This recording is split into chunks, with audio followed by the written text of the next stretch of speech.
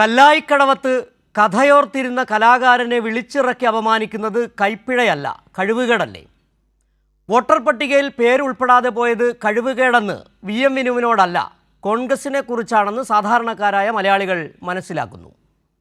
നേരത്തെ സ്ഥാനാർത്ഥികളെ പ്രഖ്യാപിക്കുന്നതിലല്ല കാര്യം. കാര്യങ്ങൾ മുൻകൂട്ടി കണ്ട് പ്രശ്നങ്ങൾ പരിഹരിച്ചു പോകാൻ കഴിയാത്ത ഒരു പാർട്ടിയായി കോൺഗ്രസും മുന്നണിയായി UDFും മാറുകയാണോ?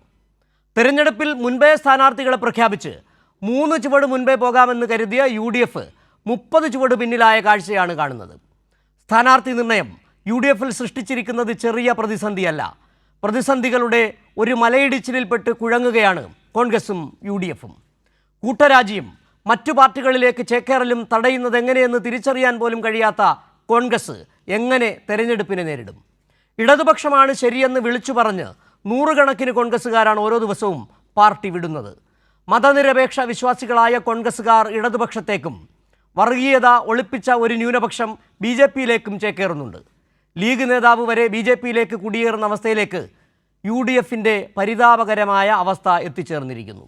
ഒരു മലവെള്ളപ്പാച്ചിലിൽ ഒലിച്ചു പോവുകയാണോ ഒരു മുന്നണി സംവിധാനമാകെ?